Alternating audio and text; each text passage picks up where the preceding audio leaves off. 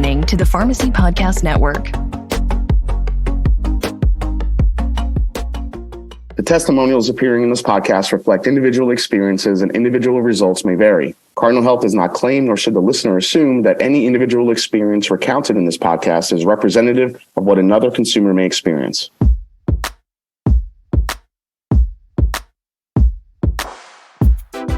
The Cardinal Health Counter Talk podcast, in collaboration with Pharmacy Podcast Network, is for independent pharmacists to learn about the state of the industry, innovative services and solutions, and the future of pharmacy. Join me, your host, Jason Calori, for conversations with pharmacists, Cardinal Health leaders, and industry experts, sharing best practices, discussing industry trends, and showcasing Cardinal Health products and services.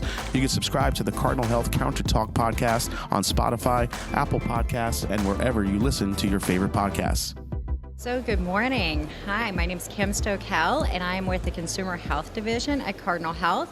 And I'm extremely excited to have Greg Klem and Reema Jweied-Guegel here with us from AARP. So welcome to RBC. Extremely excited to have these subject matter experts talk more about family caregivers. So tell us more, Reema and Greg, what do you do at AARP, and why did you join us at RBC this year? Wow. Well, first of all, thank you so much, Kim. It's really a pleasure to be here, and I know for Greg and I, we've been looking forward to this all week. A couple of things. First of all, what do I do at AARP? I follow Greg. Greg is, that's what I do.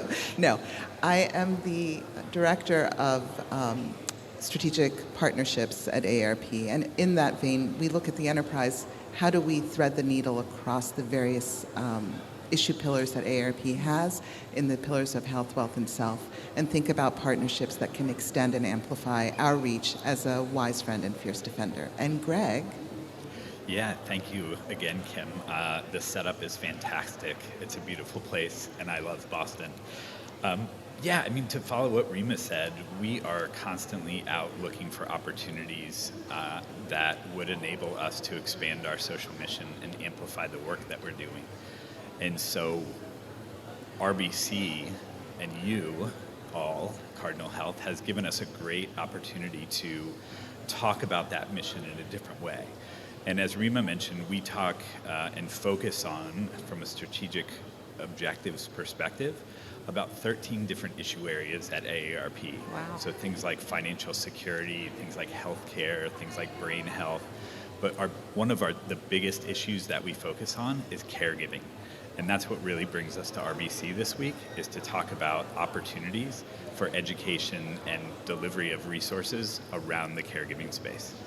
Wow, excellent. Yes, family caregiving, I mean, it's such a growing segment. And the population seems to keep growing, and so many more needs happening there. And I feel like, that caregiver is looking to be younger and younger. But what do you guys see? Like, what does that family caregiver profile look like in, say, a retail setting? Right. It's something that's really interesting to us, because we are recognizing that the retail setting is maybe the first place that a family caregiver is going to go into and purchase products for the sake of taking care of their loved one. We know that family caregivers are skewing much younger these days than your typical 50 plus, which is a AARP demographic. We know that they're really at a point of confusion. They're thrust into the role, and they don't know what they don't know, but they need help. We have this little motto that we know family caregivers think about, which is see me, help me, and connect me. And so we know that independent pharmacies, for example, are a prime place where they can be seen, they can be helped, and they can be connected to the resources in community. Yeah, and I would just add to that AARP is here, and you will probably notice that we are not on the floor and we are not selling products. We're here to talk about education and really follow on to our commitments of being a wise friend and fierce defender of the older adult population. And what you may not know is that pharmacists actually rank higher than doctors in research that we've done as the number one resource and the first call that consumers make when they are, as Reema said, thrust into that caregiving role. So it's a hugely important informational and settling position that a pharmacist holds. And so we would love to be able to, and would like to be able to, help those pharmacists with the education that they need and be a trusted resource that they can look to for accurate information, accurate resources, and education that they can pass on to the consumer. I love it. I love that title of Wise Friend, Fierce Defender. To me, that it reminds me of what an independent pharmacist is, right? It's like those that, their community trust for information, but, they are very, fiercely fighting for those patients and always there for that community. So very nice kind of tag that, again, reminds me of that independent pharmacist. So we talk about family caregiving, right? But what is that definition? To AARP, what is the definition of family caregiver? Sure, I think there's probably a couple different ways to look at it, but let's talk about some of the statistics, because those are easy and we've seen them and we've done a lot of research on what that looks like. The average caregiver is a 48-year-old female. And in that instance, that 48-year-old female, and we've started to coin the term the sandwich generation, because that person is not only taking care of their own children, but they're also taking care of older adults in the family. Yeah. And so that represents a doubling of efforts. If you have children, you know how hard it is and fun it is and fulfilling it is to take care of them. Yes. But at the same time, you're adding a whole nother job onto the things that you're already doing. I think I can understand exactly everything you just said, personally. Yeah, the other interesting stat that pops up is that we're recognizing is that 30% of caregivers are under 35 years of age. Wow, under 35? Yeah. Correct. Wow. And so we define caregiving as you are 18 years old or older, taking care of someone who is 18 years old or older. Gotcha. And so we don't usually include children in that equation. However, we have to recognize the demographic of the people that are showing up as caregivers and recognizing that they have other things on their plate as well. The other thing is that I would mention is that 1 in 3 caregivers live in rural areas. And so asking why RBC, the coverage of the pharmacies that you have in the network cover a lot of those rural areas and should understand that they can play a critical role in the community. And that's a really important thing for us. And I think the last thing from a caregiving perspective is caregiving still kind of carries a stigma. And people don't usually raise their hand and self-identify that they're a caregiver, because they may not understand exactly that what they're doing is actually caregiving. And so the numbers and the stats that we have are really helpful, and they help us identify, I think, over 48 million caregivers in the United States. But we think we don't actually know the true breadth of what a caregiver is, because most people say, well, I'm just taking care of my mom. And the other piece that that I'll end with on this is that 1 in 3 people live with the person that they're caring for.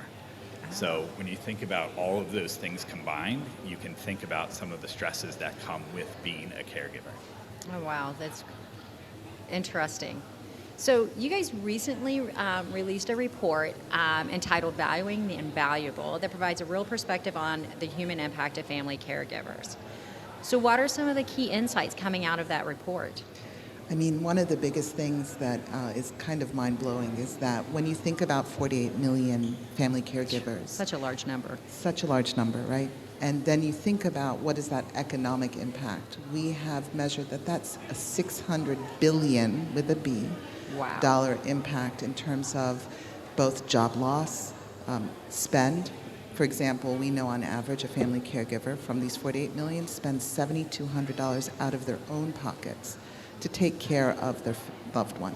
So that represents that spend, it represents job loss, it represents other impacts, and the fact that these family caregivers are putting in roughly 24 plus hours per week, that's on average, of unpaid care. So $7,200 on average out of pocket, and that does not include the loss of income from caregiving. Right. Staggering. It is staggering. And we were looking through the report because we're here in the great state of Massachusetts. So just to put it in more context, In terms of what that means for the state of Massachusetts out of that $600 billion economic impact, we know that in the state there's 780,000 family caregivers that have identified themselves. So there are a lot, probably more that haven't. And that means that this economic impact is roughly $15 billion with a B just in Massachusetts. In Ohio, where you guys are based, it goes up to 21 billion. And so state by state, these numbers are staggering. And growing. And growing, and growing. Yeah, and there's a really interesting sort of comparison that I like to make. I'm a big basketball fan. Love it. I love watching the NCAA tournament, as probably a lot of people do in this audience today. There was studies done after the 2023 NCAA tournament that said that total productivity losses from watching the tournament was $17 billion. And that's just a 3-week period of the year. So think about the economic impact of productivity of somebody who's caring for a loved one for 6 months, for 6 years, and how that can potentially impact their work life, their home life, and ultimately you, even as an employer, would look at that and say, man, there's a lot happening in this person's life, and how does that translate to what's happening in what they do in the work setting as well? Wow. So we've talked about the economic impact and some of the stress, but gosh, the mental impact, how is that playing into it? That's a great question, and I think it's gotten worse since COVID because a lot of the ways that family caregivers had to show up during the time of lockdowns has been even more challenging for them. So we know in mental health terms that people feel like 1 in 5 have reported feeling alone. They find it difficult to take care of their loved one. They're dealing with challenges that are staggering, and they don't have an outlet to share or to even access the resources that they need. So isolation becomes like the biggest challenge for them. And the mental health impact then equates into the physical impact on their loved one. Yeah. Yeah, and I can see the more they're pharmacists or they have other resources that can help educate them, right? That has to help lessen that kind of mental burden as well. But just so much opportunity to continue to help those caregivers that are really working hard trying to help those that they're caring for. Absolutely. And one thing to add to that, you just triggered an aspect of being a family caregiver that we found in the retail setting. To go back to your first question, they go shopping in stores as a part of their respite. I mean, can you imagine? Yeah. So just think about that. They are feeling isolated. They are challenged with the day-to-day. And the opportunity to get out of the house to go pick up prescriptions or whatever else sundries whatever they may errands need. They need. Mm-hmm. That is their moment of respite, which is, in some cases you feel kind of that's right. a lot. It's a respite while they're still working, basically, exactly, right? Exactly. Wow. So we kind of talked through, the insights are coming on, through the report that was just released. What do you think some of the long-term implications of this segment exist for Americans? Well, I think the biggest takeaway for us is that this segment is continuing to grow exponentially and rapidly. So 48 million and growing. And growing. And growing. 100%. I think the other thing is that now caregivers and even older adults are having to work longer in their lifespan to maintain the lifestyle that has now been presented with them. So when you're talking about that out-of-pocket cost that we're talking about of $7,200 per year, think about how many extra hours you have to work to make that up. Right. And when you add that over periods of time, you're starting to recognize that you have to work longer to do the same things, and in some cases may even have you dip into your retirement savings or what have you. As I'm sure this audience well knows, the cost of healthcare is not going down. And so it's a significant impact over the long term, and we only see that continuing to grow over time. Wow. So what are some of the key takeaways, right? We've talked about what family caregivers are. We've talked about what's going on and how it's, evolving. And again, what to expect a little bit in the future. So for the retail independent pharmacies that are here, at RBC, what are some of the key takeaways? What would you tell them, that they can do to help those in their community? Yeah, I would say that, first of all, the pharmacists represent a fundamental link to the caregiving efforts that the individual caregiver is providing, but also the potential impact on customer loyalty, that recognition of what these folks are buying, what their needs are, and how to deliver on those needs. As we said before, the pharmacist is ranked higher than the doctor in terms of the place to go for education and resources. So that's a huge recognition, and I think if the pharmacists do recognize that and can start to really talk the language that these caregivers need, I think there's a huge long-term opportunity and benefit.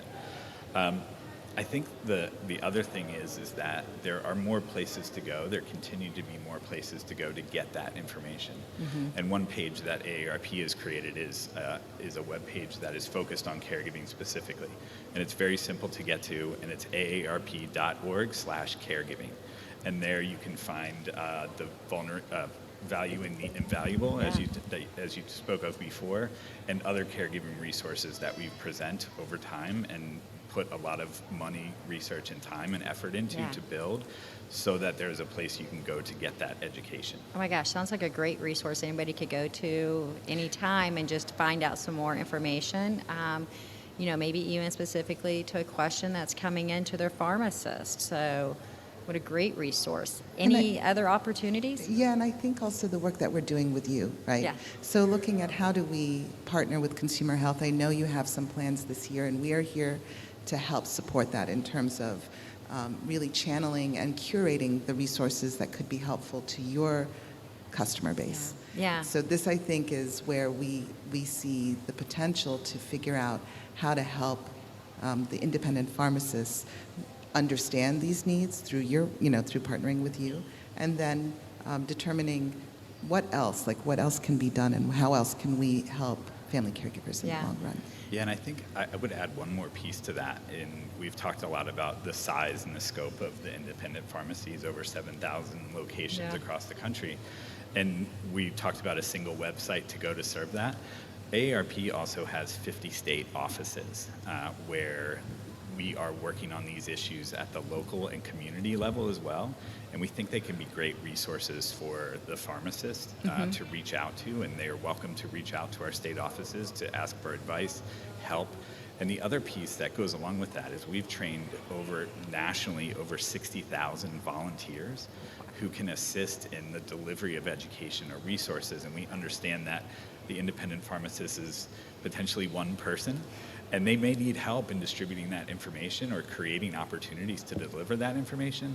And we can provide that help on a local level by leveraging the multitude of people who have signed up to actually go out into the community and help with the delivery of this information, because of the recognition of how important it is to us over the long term. Oh, wow, that's excellent. So they actually have some help, that like some feet on the street that can help them within the pharmacy. Because I know a lot of our pharmacies are so involved in their communities, doing community events. So I think that would be so helpful for them. So they just contact the AARP state offices for more information on that. Excellent. And I'm very excited for the next year to partner with AARP and to provide the pharmacy some more education and just resources and tools on how they can better serve their patients and the caregivers in the community that's around them. It's just a huge segment that's continuing to grow. I think as we talk about healthcare and ways to better service those communities, it's recognizing, these are the people that are, right there and may not raise their hand asking for the help, I think, as you mentioned. Right. But being able to notice, within their community where that exists and get those resources out there to them. So excited for our upcoming partnerships and getting more of that information out there. So excited for you guys to join us today and at RBC to share some more information. So thank you. Thank you for joining us. Thank you very much.